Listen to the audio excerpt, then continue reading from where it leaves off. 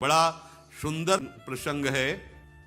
Shri Karmeti by जी, ऐसा स्वरूप है प्रभु की आसक्ति का, इनका आश्चर्य होता है। ऐसा तो केवल भगवत अवतारी महापुरुषों में ही प्रेम होता है।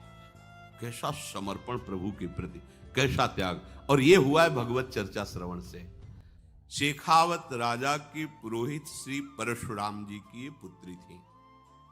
इनका निवास स्थान खंडेला राजस्थान। अब परशुराम जी अधिकतर भगवत चर्चा ही करते रहते थे।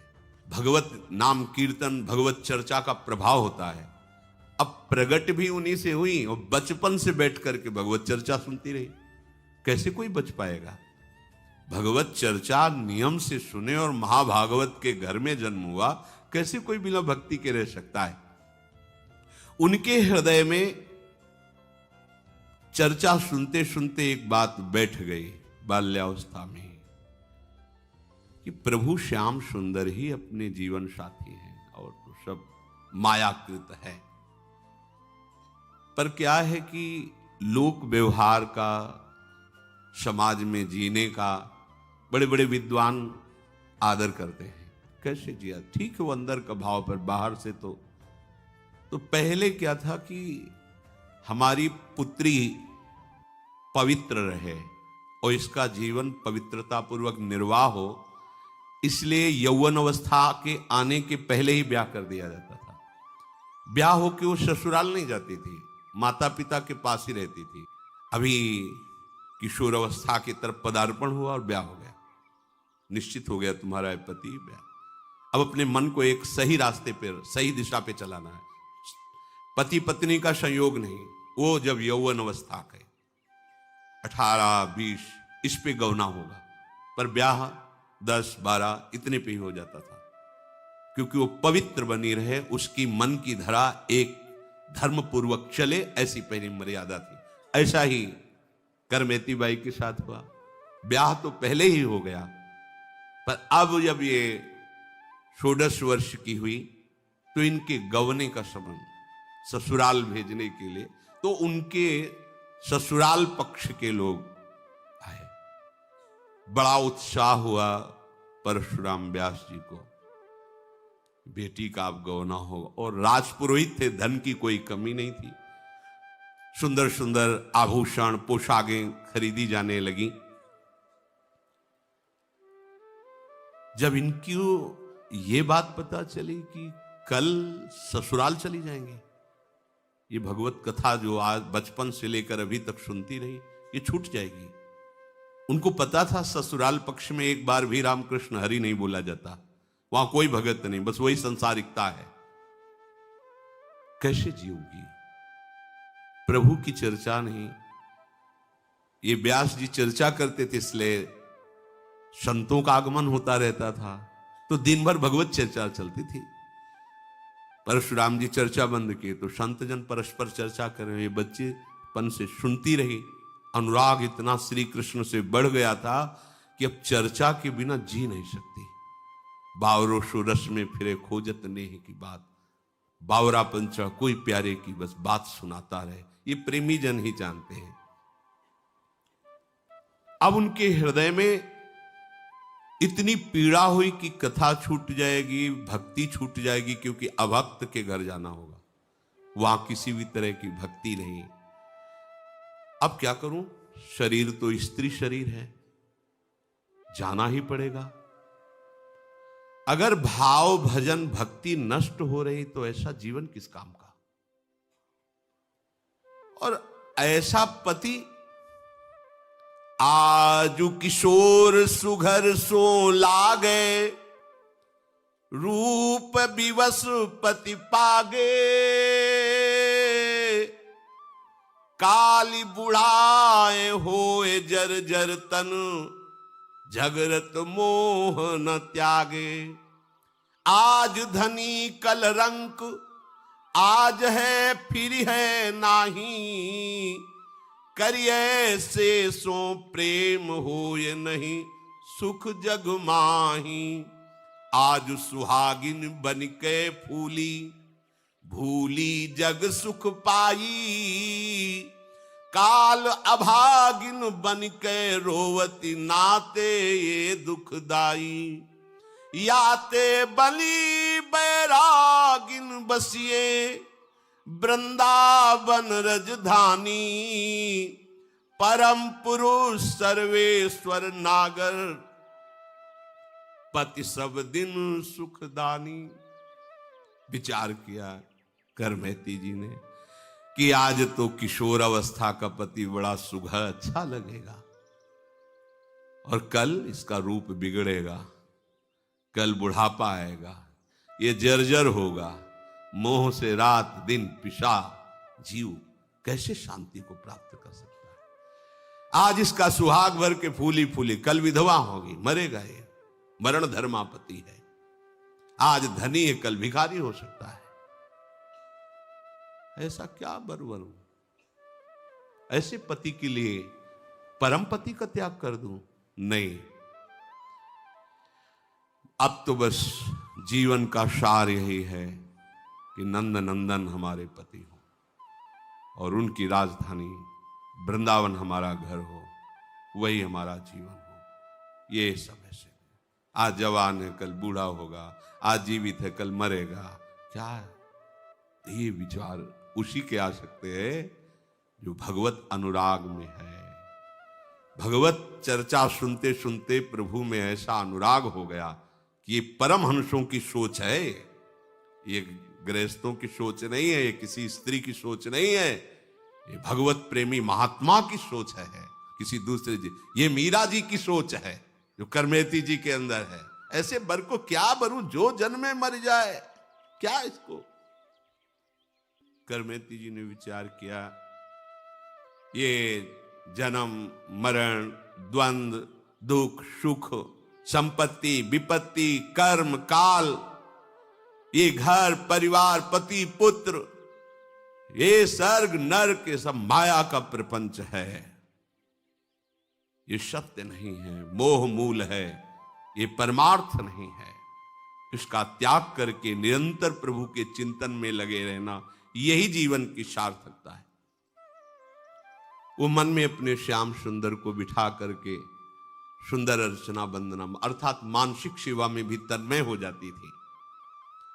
मन और बुद्धि का जब प्रभु में समर्पण हो जाता है, फिर उसकी एक भी वृत्ति ऐसी नहीं रहती जिससे वो संसार का पोषण कर सके, एक भी वृत्ति नहीं रहती। भगवत इच्छा से शरीर चलता रहता है, पर उसकी वृत्ति नहीं रहती, संसार के लायक नहीं रहती, वो ऐसी अवस्था को प्राप्त हो जाता है। माता पिता के मन में तो बड़ी प्रसन्नता है, लेकिन करमेती जी के हृदय में भारी क्षोभ हुआ। सुबह जाना है, पर्यो सोच भारी, कहा कीजिए बिचारी,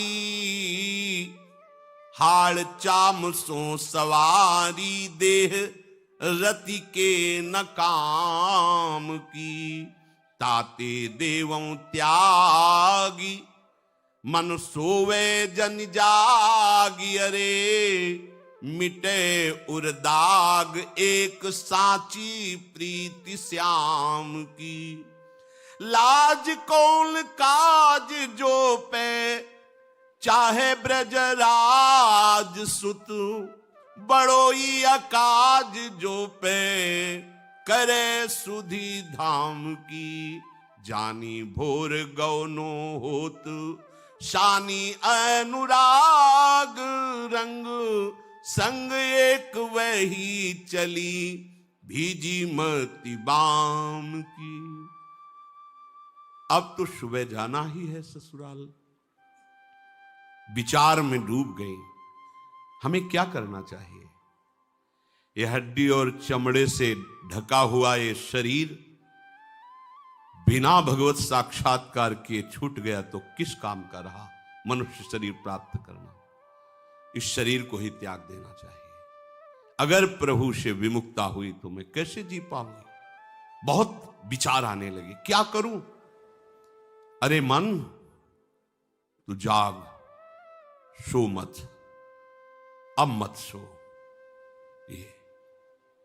ये बहुत ऊंची स्थिति की बात है। हाँ, ये चर्चा सुन के भाग पड़े घर से, ऐसे नहीं। स्थिति होनी चाहिए। बिना स्थिति के लिए मनमानी आचरण भ्रष्ट कर देगा, ध्यान रखना। लौकिक हाड़ चाम का पति नहीं, अब तो श्री कृष्ण दिव्य बपू। अभी तक कहीं कोई संसार के सुख का संयोग नहीं है। बाल्यावस्था से भगवत चर्चा सुनते हुए भगवत अनुराग में स्थित है। हृदय में निश्चय कर लिया, अब हमारे जीवन का उद्देश्य केवल श्री कृष्ण है। करमैती जी का निश्चय पूर्ण हुआ। भाग चलो, ऐसा ही होता है। भागो भागो इस संसार से, प्रभु के अनुराग में डूबो। ये भगवत कृपा से ही होता है, ये सिखाने पढ़ाने से नहीं होता। ये सिखाने पढ़ाने से मरकट वैराग्य होता है। बाबा जी बन गए अनुकूलता के लिए, भोगों के लिए, और जहां प्रतिकूलता आई तो ये लो अपनी लकुट कमरिया बहुत है नाच, फिर मनमानी आचरण। ये मार्ग ऐसों का नहीं है, ये प्राणों की बलिहार करके चला जाता है। अब हर कष्ट हमारे लिए सुंदर सुंदर सुख सामग्री होगा। हर विपत्ति, हर अपमान, निंदा, तिरस्कार, ये हमारी पूजा होगी। हम इस मार्ग में इन्हें पूजा की तरह स्वीकार, जैसे लोगों की पूजा होती है सुख पूर्वक सहते, ऐसे ही सुख पूर्वक अपमान, निंदा, सब कष्ट सहेंगे, पर हम अपने इस प्रेम के पथ से कभी डिगेंगे नहीं। प्रेम पंथ अति कठिन है, सबको निभात नाई। ये सबके बस की बात नहीं, सब कोई कर सकता है, पर भगवत आश्रय और इतना दृढ़ कि बस अभी प्राण चले जाएं तो कोई परवाह नहीं, ऐसी स्थिति। करमैती जी ने देखा कि सब सो गए, आधी रात का समय है। माता पिता को मन से प्रणाम किया और श्री कृष्ण की याद करके आंसू बहाते हुए घर से निकल पड़ी। वाह बहादुर, यह है बहादुर, इसे बहादुरी कहते हैं। पति के मिलन की सुबह वेला है, सांसारिक सुखों की भरमार है क्योंकि राजपुरोहित है, नवीन अवस्था है, स्त्री शरीर है, ये बहादुर चल पड़े। अब तो जो कुछ हो, नंद नंदन के सिवा, प्रभु के सिवा हमारा कोई नहीं। मैं चली री तहां जहां मोहन मुरली, मधुर मधुर धुनी बाजेरी, जमुना पुलिन सुभग वृंदावन, मोहन मदन विराजेरी। कैसा सुख होता है जब उपासक एकमात्र भगवान का आश्रय लेकर सारे संबंधों को तृण की तरह तोड़कर जब कदम बढ़ाता है। सच्ची सच्ची भगवान ऐसे गोद में ले लेते हैं उसे। केवल भगवान ही उसकी बात को जानते हैं और वो केवल भगवान की कृपा को ही समझ पाएगा, दूसरा नहीं समझ पाएगा। मैं चली री तहा, कैसा अनुभव हो रहा होगा जब अर्धरात्रि का समय है, सारे संबंधों को तोड़कर अभी तक घर के बाहर नहीं निकली थी, जानती नहीं वृंदावन कहाँ है, कहाँ क्या संसार का स्वरूप है। नंद नंदन को हृदय में रखकर चलो वृंदावन। मैं चली री तहां जहां मोहन, वो उपासक कर रहे हैं। उस समय की स्थिति को सोचो जरा, सारे सुख एक तरफ हैं, सारे संबंध एक तरफ हैं, जानती नहीं वृंदावन किस दिशा में है, कहां है, अभी तक बाहर ही नहीं निकली। राजपुरोहित की पुत्री है, अर्थात राजकुमारी की तरह पोषण हुआ है, सारे सुखों को तिलांजलि देकर। हाँ, नारी मुई घर संपत्ति नासी, मूड मुड़ाए भय सन्यासी, ये तो बात अलग है। विपत्तियां हैं, बड़ी समस्याएं हैं, चलो एक मार्ग है, बाबा जी बन जाते हैं, खाने पीने की मौज रहेगी, कोई मेहनत नहीं करना, बड़ा मस्ती, चार प्रणाम करेंगे, ये सब। ये इन पथिकों का मार्ग है जिन्होंने ब्रह्मादिक के भोगों को भी ठुकरा दिया। मृत्यु लोक के भोगों की क्या बात, अपने प्यारे के लिए जिन्होंने जीवन न्यौछावर कर दिया। मैं चली री तहां जहां मोहन मुरली, मधुर मधुर धुनि बाजेरी, जमुना पुलिन सुभग वृंदावन, मोहन मदन विराजेरी, सजन नील घन श्याम बरन तन, लसत दामिनी छाजेरी, मोर मुकुट की शोभा बरनो, इंद्रधनुष दुति लाजेरी। ये शो अभी चली है, कदम निकाला, देख लो श्याम सुंदर बस गए मानस पटल पे। कोई उनके लिए कदम निकाले और फिर वो सिक्का साथ न दे, ऐसा नहीं होता, चल दिए। उन्होंने कदम उधर निकाला और वृंदावन बिहारी उनके मानस पटल पर, चल मेरी रूप माधुरी ले चलेगी तुझे मेरे धाम। देख रहे सजल नील घनश्याम शोभा प्रभु की, मोर मुकुट की अद्भुत शोभा, घूंघरवारी अलके झलके, चंदन तिलक ललाटरी, अमल कमल दल मंजुल नैना, जोवत है मम बाटरी, कुंडल किरण कंठ कौस्तुभ मणि आनंद, मुख्य प्रकाशीरी, देखे बने वह चरण धरन गति, कौतुक कुंज निवासीरी। एक खास बात इसमें कह रहे, अमल कमल दल मंजुल नैना, जोवत हैं मम बाटरी। प्रभु ऐसे देख रहे मानो आज तक आपका इंतजार करता रहा, आप आ रहे हो, स्वागत है आपका, मेरा रास्ता देख रहे। अगर आप प्रभु के लिए रास्ता देख रहे हो तो प्रभु आपका रास्ता देख, कि आप एक कदम निकाल के तो देखो मेरे लिए, मैं तुम्हारे साथ हूं। सुंदर प्रभु की शोभा, जाको मन मिली रहो कृष्ण सो, ताकि अकथ कहानी री, कहे भगवान हित राम राय प्रभु, सुमिरन मांझ समानीरी। प्रभु के ध्यान में उनकी रूप माधुरी का पान करते हुए घर से निकल पड़ी। श्याम सुंदर की भावना, उनकी मधुर मूर्ति का दर्शन करते हुए आधी रात को घर से निकली। मन में तरह तरह के प्रेम तरंगे उठ रहे हैं, वृंदावन जाऊंगी, प्रभु मिलेंगे, जब मिलेंगे तो दौड़कर उनके गले से लग जाऊंगी। वो जब हमारे गले से लगे, कितना आनंद अनुभव होगा। अखिल लोक चूड़ामणि भगवान मुझे गले से लगाए, हम उनके चरणों में लिपट जाए। एकदम सामने वो रूप है और ये प्रेम तरंगे, और कदम बाहर निकल। देखो ये किसी साधना से नहीं होता, आश्रय से। एकदम प्रभु के भरोसे कदम निकले तो प्रभु छा गए। ये बात है। ये जो इतने वर्ष हो गए भजन करते हो, हमें अभी भगवान नहीं मिले या आनंद नहीं मिला या हमारी मानसिक दशा नहीं पटली, तुम खुद देखो भरोसा किसका लिए हो? प्रभु को भरोसा लिए हो? अपने शरीर का, अपनी बुद्धि का, अपने आचरण का, अपनी साधना का। तो आओ फिर उसकी कसौटी है, उस पर कसो। और एक भरोसा तो कदम निकालते ही देखो, ऐसा करना नहीं है, इसमें निष्ठा देखिए। चिंतामणि ने तिरस्कार कर दिया, प्रभु के लिए चल पड़े, कोई रास्ता नहीं। कुछ दिन चले, गुरु कृपा हुई, भजन में लगे, फिर एक सुंदर स्त्री दिखाई दी, वो वैसे ही फिर फंस गए, फिर उसके पीछे पीछे गए। फिर अरे धिक्कार है, नेत्रों को फोड़ लिया। ये अनुकरणी बात नहीं करे, यहां निष्ठा की बात देखनी है। बस इन्हीं नेत्रों ने तो मुझे प्रभु से विलग किया, चल दी। कोई साधना करनी पड़ी, हाथ पकड़ लिया, जे भी गिरे गिरे क्या, वो प्रभु अनुभव करा ला था, हाथ पकड़ के निकाल। और वो विचार करें, इतना लंबा हाथ किसका हो सकता है जो मुझे कुएं से निकाल ले हाथ पकड़ के? अजान बाहु तो भगवान ही हो सकते। अब वो ऐसे पकड़ने कोई भगवान छुड़ा ले? हाँ, बोले ठीक है छुड़ा लो। हाथ छुड़ा करके तो तुम जा सकते हो, नौ किशोर हो, मेरी इतनी सामर्थ्य का है। पर हम तुमको भी कह रहे हैं कि तुम मेरे हृदय से निकल के दिखाओ तो तुम्हें फिर हम जाने बड़े बलवान हो तुम।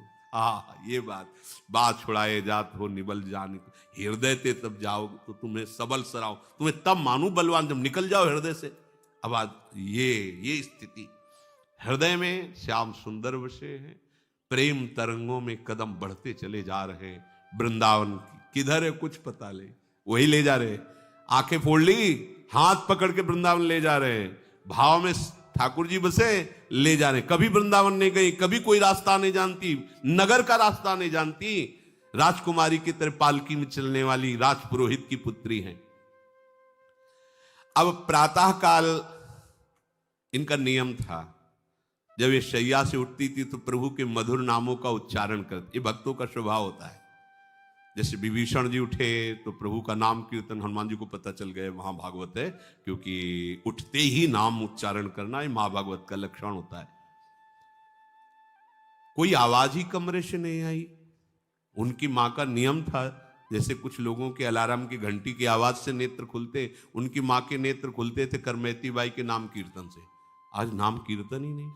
सोचा रिश्ते नातेदार आए, शायद वो विलंब से सोई होंगी, वहां कमरे में गई तो करमैती बाई नहीं। अब तो हलचल हुई हृदय में कि रिश्ते नातेदार, अब पूरी खोज पूरे घर में नहीं, हाहाकार मच गया। करमैती कहां गई पता नहीं। माता पिता को बड़ा दुख हुआ, सबसे बड़ा दुख की ससुराल वाले क्या उत्तर, लड़की भाग गई, कहां भाग गई, किसके साथ भाग गई, क्या कैसे उत्तर। ये लोक व्यवहार बड़ा विचित्र होता है।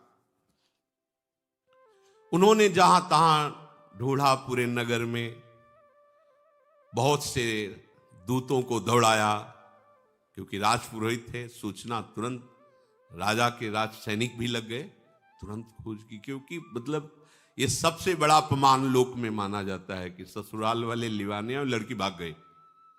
अब ये प्रमाण कैसे दे कि श्री कृष्ण को लेके भागी है या संसार के राग, कौन उनको बतावे। ससुराल वाले वैसे ही भक्त नहीं थे।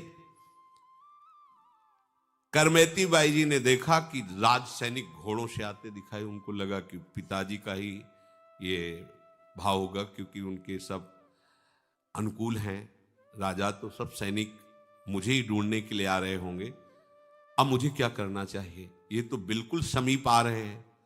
तो वहीं एक मरा हुआ ऊंट का कंकाल था, ऐसे गीधों ने मांस खा लिया था, चमड़े से ऐसे ढका हुआ कंकाल, अंदर पूरा पोला हो चुका था, सियार गीधों ने मांस खा लिया था, भारी दुर्गंध।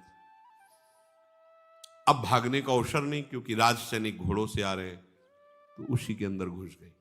मरे हुए ऊंट के ऊपर पूरी चमड़ी लगी हुई है, अंदर का मांस गीध और सियार कुत्तों ने खा डाला है, भारी दुर्गंध, उसमें घुस गई। देखो कैसी श्री कृष्ण मिलन की चाह। भारी दुर्गंध में भी उनको कोई परेशानी नहीं, लेकिन संसार की सुगंध नहीं चाहिए, संसार की सुख नहीं चाहिए। वो सड़ी दुर्गंध भी उनको बहुत अच्छी लगी। हृदय में जब प्रभु का मिलन का, प्रभु के चिंतन का सतत भाव रहता है, तो नरक भी नरक नहीं रहता, वो परमानंदमय हो जाता है। विषयों से कितनी घृणा हो जाती भक्त को कि यद्यपि ऐसी स्थिति में 1 मिनट भी रुकना मुश्किल, आसपास, फिर उसके अंदर घुस करके प्रेमोन्मत्तता देखो। अभी बालिका ही कही जा सकती, 16 वर्ष की अवस्था है, इतनी भारी दुर्गंध में वो बैठी। ये भगवान की भक्ति का प्रभाव होता है कि विष भी अमृत बन जाता है, आग भी चंदन की तरह शीतल हो जाती है। और यहां दुर्गंध में उनको जानते हो क्यों दुर्गंध नहीं लगी, क्योंकि मानस पटल पर श्री कृष्ण और घ्राणेंद्री श्री कृष्ण की सुगंध में मतवाली है, बिल्कुल दुर्गंध नहीं आ रही, आराम से उसके अंदर छुपी बैठी। 3 दिन 3 रात्रि ऊंट के खोल में, क्योंकि बराबर कर्मचारी जो राजकीय हैं वो खोज रहे हैं, अगर कहीं भागी तो पकड़ी जाएंगी। 3 दिन 3 रात, गजब की बात है। उस भारी दुर्गंध अंदर, अच्छा वहां कोई खोज नहीं सकता, कोई सोच भी नहीं सकता कि इसके अंदर करमेती वायु, कैसे कोई ऐसे, वहां तो आसपास कोई नहीं जाएगा, भारी दुर्गंध है। बीते 3 दिन वा करंक ही में संक नहीं, बंक प्रीति रीति ये कैसे करी गाइए। आयो को संग ताही संग गंग तीर आई, तहां सो अनहाई दे भूषण बन आइए। ढूंढत परशुराम पिता मधुपुरी आए, पते ले बताए जाए माथुर मिलाइए। सघन विपिन ब्रह्म कुंड पर बर एक, चढ़ी करी देखी भूमि असुआ भिजाइए। करमेती जी ऊंट के कंकाल में 3 दिन 3 रात व्यतीत की, भूख प्यास दुर्गंध सबसे। यहां क्या हालत है अपनी, प्रभु को क्षण क्षण में आदेश करते रहते हैं, ये व्यवस्था, ये व्यवस्था, ये अनुकूलता, वो प्रतिकूलता। क्या हमारी भक्ति है। महापुरुषों के चरित्र सुनने से अहंकार का चकनाचूर हो जाना निश्चित है। भक्त चरित्र यही, अहंकार को मिटाने के लिए भक्त संग, भक्त वाणी, भक्त चरित्र, दूसरा कोई उपाय नहीं।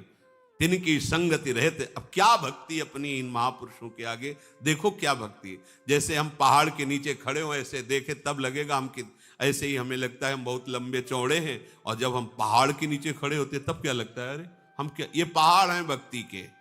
3 दिन 3 रात न खाना न पीना, भारी दुर्गंध में श्री कृष्ण अनुराग, श्री कृष्ण मिलन के लिए।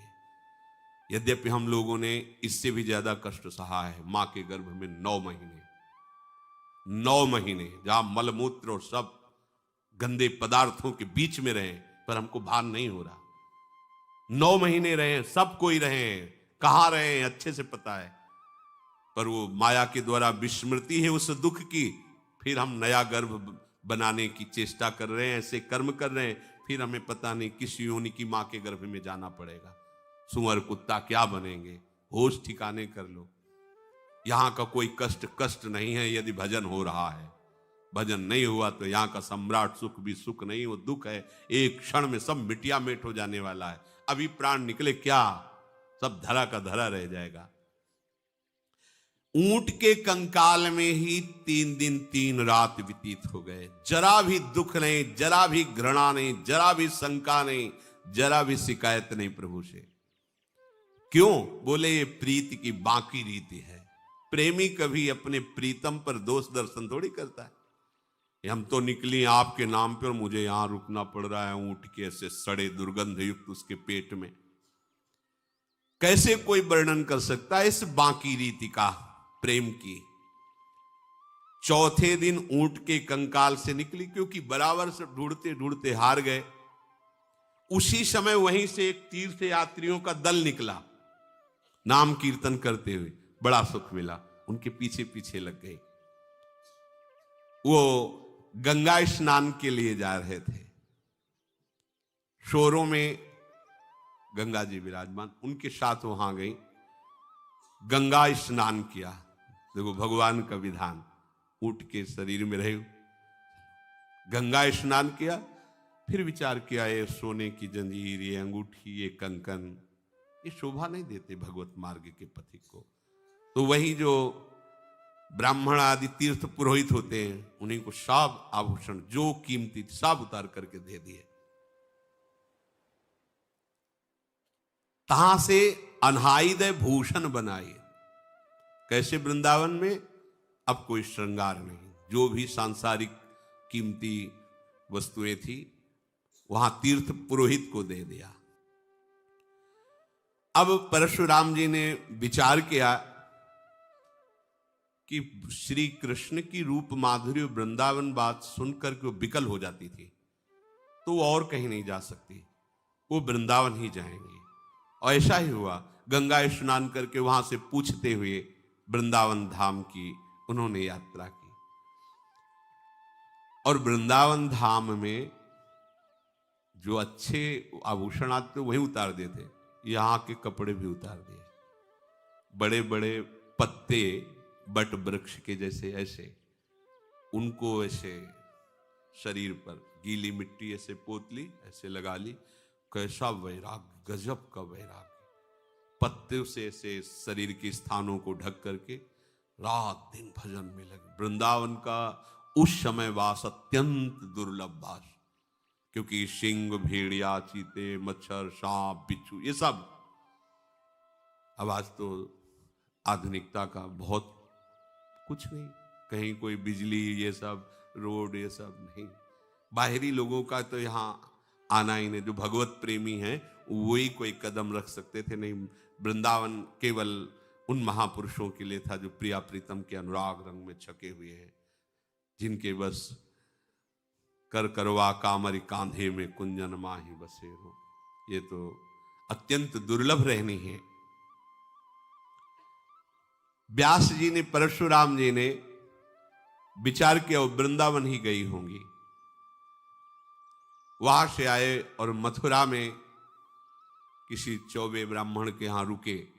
वहां पता लगाया तो उनका, हाँ, कुछ दिन से चर्चा में है कि एक नव युवती वृंदावन में आई हुई है और बड़े वैराग्य से रह रही है। तो उनका, वो हमारी बेटी ही होगी। चल, अब वृंदावन में ऐसे खोजना थोड़ी था कि ऐसे। तो वो पेड़ों पर उनके साथ आए और पेड़ों पर ऊपर चढ़ करके दूर दूर तक देखते। ऐसे नहीं घूम सकते थे आप, सघन वृक्षावली।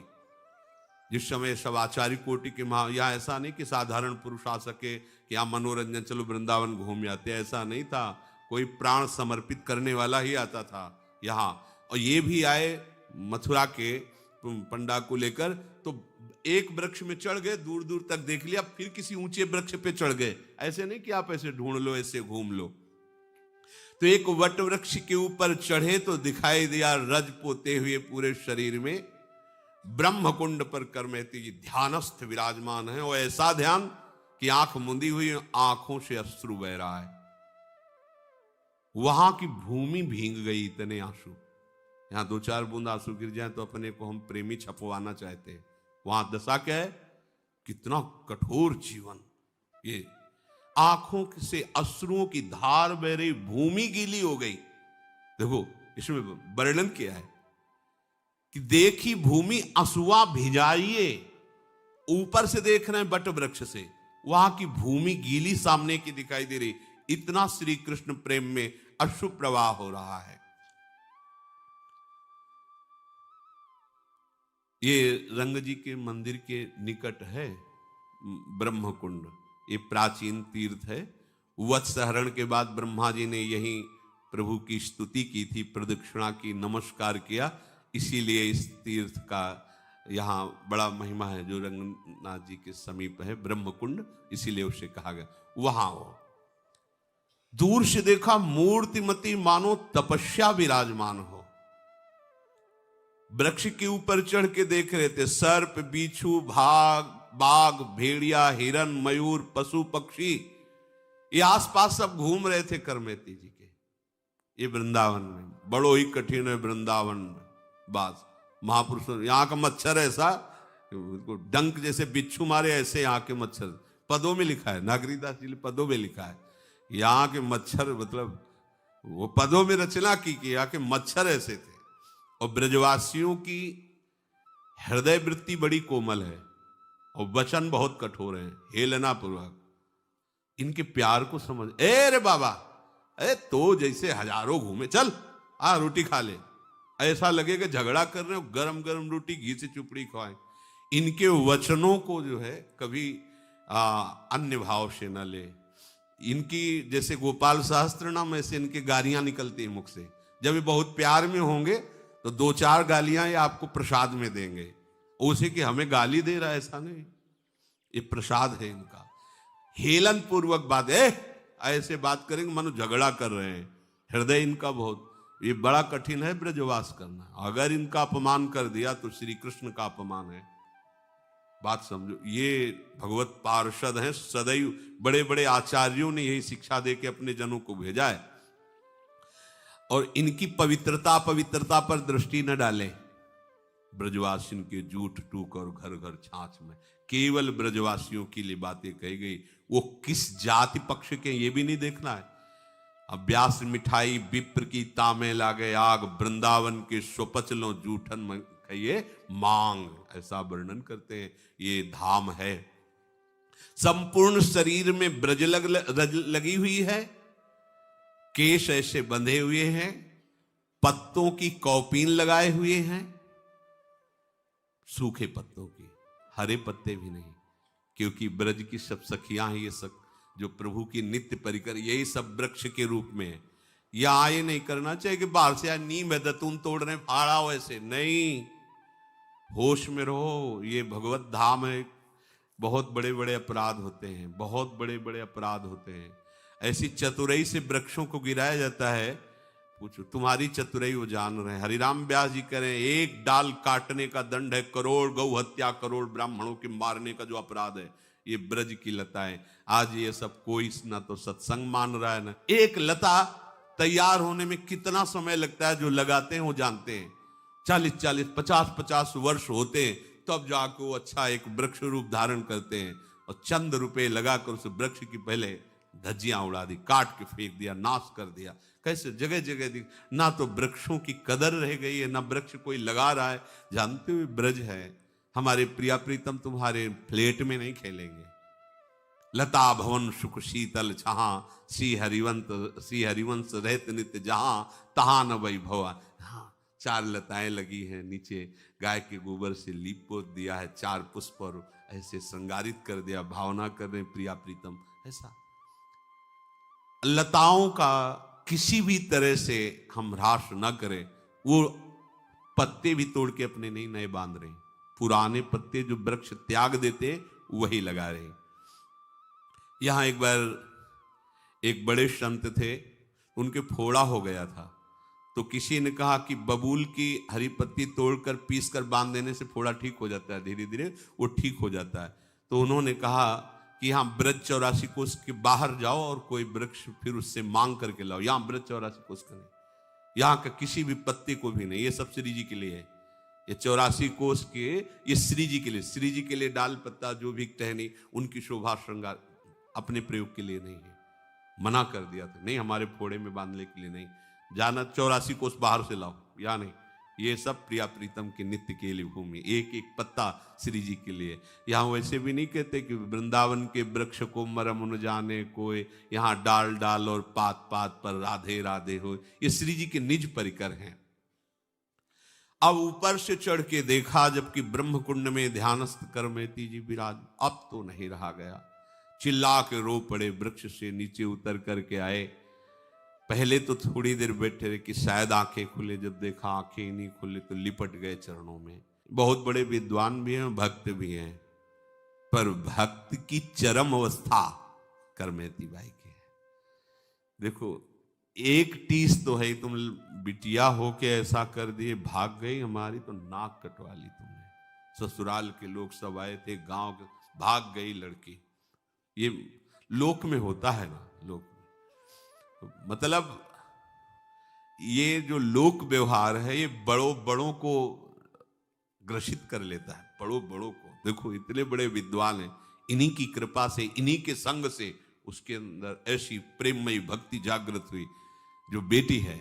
लेकिन पिता सब कुछ जानते हुए भी लोक का इतना प्रभाव है कि यद्यपि भक्ति को जानते, भाव को जानते, तभी तो चरणों में गिरे, पर कह रहे तुमने बहुत हमारी नाक कटवा दी। सब जो राजपुरोहित थे, हमारी धाक थी, हमारे को 4 लोग दंडवत करते थे, अब 4 लोग बातें करते, नाक कटवा दी तुमने। उतरी के आए, रोए पाए लपटाए गयो, कटी मेरी नाक जगमुख ना दिखाइए। चलो गृहवास करो, लोक उपहास मिटे, सासु घर जाओ मत सेवा चित लाइए। को सिंह व्याघ्र अजू बपु को विनाश करे, त्रास मेरे होत फिरी मृतक जीवाइए। बोली कही सांच बिनु भक्ति तन ऐसो जानो, जो पे जियो चाहो करो प्रीति जस गाइए। करमेती जी के पिता बट वृक्ष से उतर कर आए और करमेती जी के चरणों में लिपट गए। उन्होंने आंख खोली, देखा पिता। बोली, बेटी ऐसे छिप कर भाग आना, तुम्हारा तुम जानते हो मुंह दिखाने लायक नहीं रहे। जिधर से इन्हीं की बेटी भाग गई, नाक कटवा ली आपने, मैं मुख दिखाने योग्य नहीं रह गया। एक बार चलो तुम, संसार में मेरी हंसी हो रही, मेरी निंदा हो रही, तुम चलोगी तो शांत हो जाएगी। ससुराल मत जाना, घर में रहकर, घर में ठाकुर सेवा है, खूब ठाकुर सेवा करो, भजन करो। और बात समझो, ये वन है, कोई बाघ सिंह तुम्हारे शरीर को नष्ट कर सकता है। मुझे इस बात का बड़ा डर लग रहा है। सासू के यहां मत जाना, ससुराल मत जाना, हमारे यहां ही रहना, अपने घर में रहना, ठाकुर जी का भजन करना, पर यहां से चलो। तुम्हारी मां तो ऐसा लग रहा है नहीं जाओगी तो मर ही जाएगी, जीवन दान दो उनको, चलो। करमेती जी ने कहा, पिताजी सत्य कहा आपने, सत्य कहा। जिसका प्रभु से अपनापन नहीं है तो उसकी तो नाक कटी गई है, उसकी नाक है कहां? वो तो जीवित मुर्दे के समान, जिन हरि भगत हृदय ने यानी जीवित सौ समान थे। वो मुंह दिखाने लायक भी नहीं जिसके हृदय में भगवत प्रेम नहीं। वो समझते थे कि बेटी है, हमारे उपदेश का आप प्रभाव पड़ेगा। नहीं नहीं, अब तो ऐसा रंग चढ़ गया, अब किसी का और रंग, इस श्याम सुंदर का रंग जिसके ऊपर चढ़ गया फिर कोई रंग नहीं चढ़ता। वैसे भी कारी कांवर पर कोई दूसरा रंग अपना प्रभाव नहीं दिखा पाता। आप जीवन चाहते हैं तो मैं जो कहती हूं करो, प्रभु का यशगान, प्रभु का नाम कीर्तन, ये बात छोड़ो। आप ऐसे भक्त होकर कि संसार में अब हम मुंह दिखाने लायक नहीं रहे। हृदय में जब प्रभु से अपनापन हो जाता है तो ठीक उत्तर देने में कोई भक्त कहीं भी नहीं हिचकिचाता। हिरण्यकश्यप से नहीं हिचकिचा रहे, 5 वर्ष के बालक है प्रहलाद जी। परशुराम जी कह रहे हैं कि मैं राजा का पुरोहित हूं, इतनी भारी प्रतिष्ठा समाज में है और तुम यहां भाग के चले आई हो, जानती हो हमारी क्या दशा हो गई है। किसके लिए रो रहे हैं? किसके लिए रो रहे हैं? बड़े विद्वान हैं, भगत है, किसके लिए रो रहे हैं? प्रतिष्ठा के लिए रो रहे हैं। मतलब आप देखो, जैसे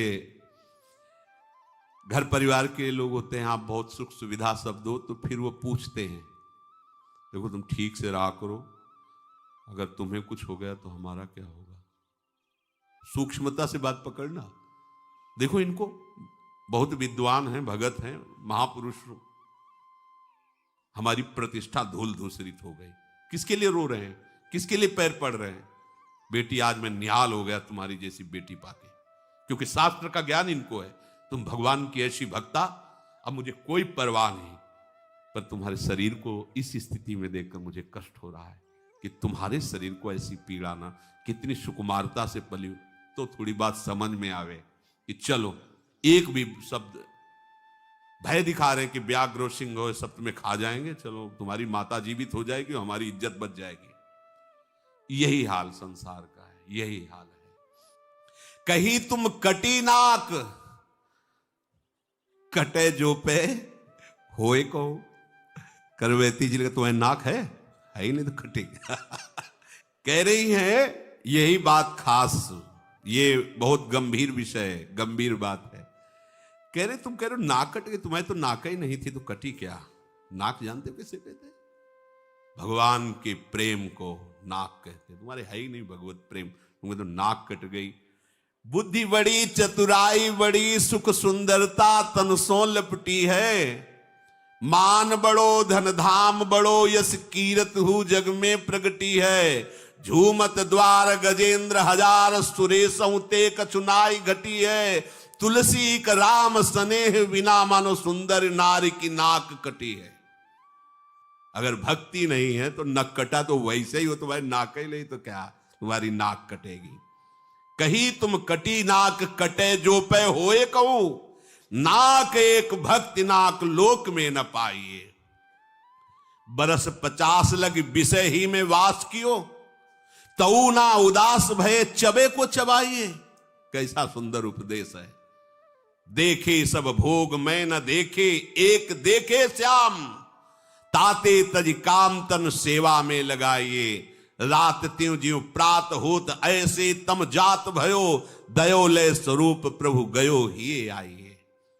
करमेती बाई ने कहा कि आपने कहा मेरी नाक कट गई है, तो मुझे तो तुम्हारी नाक ही नहीं दिखाई दी अभी तक, तो कटेगी क्या? अर्थात तुम नाकवान हो ही नहीं। नाक कहते हैं भगवत प्रेम को, और वो तुम में दिखाई नहीं दिया। ये शुद्ध भक्ति की वाणी है, मोहग्रसित नहीं है।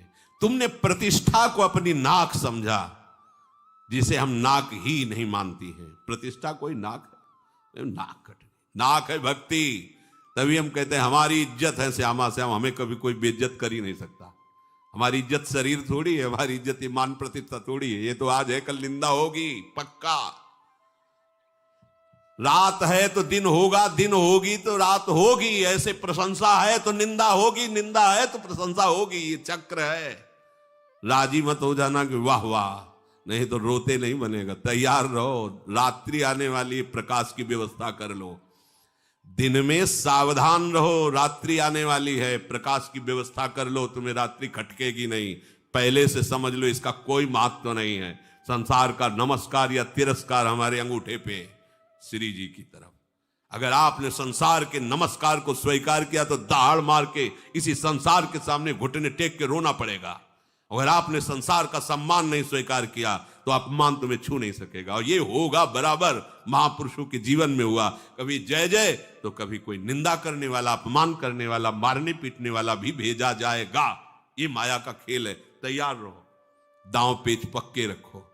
गुरु मेहरबान, चेला पहलवान, कोई परास्त नहीं कर सकता, क्योंकि प्रियालाल के चरणारविंद का आश्रय, उन्हीं से सुख का अनुभव, संसार से नहीं। करमेती जी ने कहा आपने प्रतिष्ठा को नाक समझा है, इसलिए हमने आपको नाकवान समझा ही नहीं है, तुम्हारी नाक थी ही नहीं। अच्छा, आप विचार कीजिए, 50 वर्ष के आप हो गए भोगों को भोगते हुए, क्या आपको अरुचि हुई?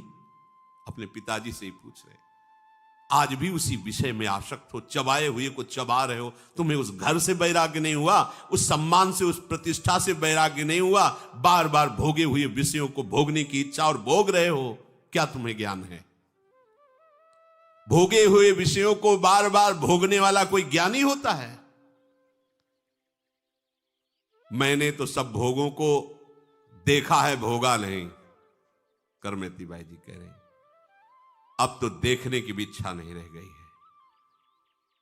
मैंने तो केवल एक श्याम सुंदर को देखने की ठानी है, भोगों को नहीं। अब कोई भी ऐसा नहीं कि मेरी दृष्टि को संसार की तरफ ले जाए।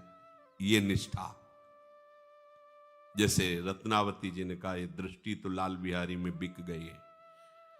प्रणाम कर रहे होंगे तो लालजू को कर रहे हैं, अब ये दृष्टि नहीं। आप सभी कर्मों को छोड़कर प्रभु के आश्रित हो जाइए। तन मन और धन को ठाकुर सेवा में लगा दीजिए। बहुत समझाया बुझाया, करमेती बाई तैयार नहीं हुई। तो उन्होंने प्रणाम किया करमेती बाई को। उनका जो मोह जनित अज्ञान था वो नष्ट हुआ। प्रातः काल होते ही अंधकार जब दूर हुआ तो वो तो घर को जाने को तैयार हुए। एक दिन यमुना स्नान करते हुए एक कृष्ण मूर्ति मिली थी करमेती बाई। उन्होंने वो मूर्ति लाकर छुपा दी थी, वो मूर्ति लाके दी और कहा इसे घर में विराजमान करो, साक्षात श्री कृष्ण है और इनकी सेवा में तन्मय हो। और जो मैं कह रही हूं उस बात को ध्यान दो कि अब चबाए हुए को मत चबाओ, अर्थात निर्विषय बनो और अपने तन को, मन को प्रभु के चरणारविंद में लगाकर केवल उनके चिंतन में अपना समय व्यतीत करो। उनके अंदर भी वैसा ही वो मूर्ति प्राप्त करके जे ही सेवा में लगे तो करमेती बाई के दर्शन और उनकी कृपा से उनकी चित्त वृत्ति का मोह नष्ट हो गया, जो संसार की तरफ अवतन्मय होने लगे। राज दरबार नहीं जाना, किसी से बात नहीं करना, आठों पैर प्रभु की सेवा में रहना। राजा ने जब प्रार्थना करवाई तो उन्होंने कहा अब एक दरबार हमें मिल गया, अब हम दूसरे के दरबार में नहीं जा सकते। वहीं से सब चलता था, साफ जवाब दे दिया। इतनी हिम्मत भक्त की ही होती है, दूसरे की नहीं होती। तो राजा नाराज नहीं हुआ, वो स्वयं चल के आया और जब देखा सेवा में मगन है, साष्टांग प्रणाम किया और कहा आपको अब कभी दरबार आने की जरूरत नहीं, समय से सेवा यहां पहुंच जाया करेगी। करमेती बाई प्रभु श्री कृष्ण का चिंतन करते हुए अपने शरीर का वृंदावन में ही त्याग किया और नित्य सेवा में पहुंच। मैयासक्त मना पार, ये भगवत आसक्ति, ऐसा भक्त समस्त योगियों में, ज्ञानियों में, तपस्वियों में, कर्मकांडियों में सर्वश्रेष्ठ है, जो केवल प्रभु से प्यार करता है, केवल प्रभु के लिए जीता है, केवल प्रभु का भरोसा है। यहां केवल शब्द पर, अनन्यता पर ध्यान दीजिए। एकमात्र बहुत से जन्म अपने मनमानी में व्यतीत कर दिए, अब जितना बचा है उतना दे दो प्रभु को, ईमानदारी से दे दो। देख लो ना, ये भी खेल के देख लो, अलग अलग जुआ खेले हो, कभी पत्नी में पूरा जीवन, कभी धन में, कभी किसी नशा में, कभी और गंदे आचरणों, कई जन्म ऐसे चले गए हैं। एक जन्म, जितनी अवस्था अब आपकी है, जितनी में भी आप सुन रहे हो, इसे केवल प्रभु की अनन्यता में समर्पित कर दो, निहाल हो जाओगे। देखो भगवान प्रारंभ में सत्संग कि अगर वो अंतिम समय भगवत स्मरण नहीं बनता तो मैं उसका, मतलब मेरी तो बात बन गई। अपने लोगों को सोचना है मेरी बात बन गई, अब तो भगवत आश्रय ही हमारा जीवन है। और ये तभी माना जाएगा आप भगवत आश्रित हो जब केवल प्रभु का चिंतन, प्रभु का नाम, प्रभु का रूप, प्रभु की लीला, प्रभु का गुण, प्रभु के धाम, ये जीवन की परम सार्थकता है। शेष चर्चा आगे। श्री राधा वल्लभ लाल।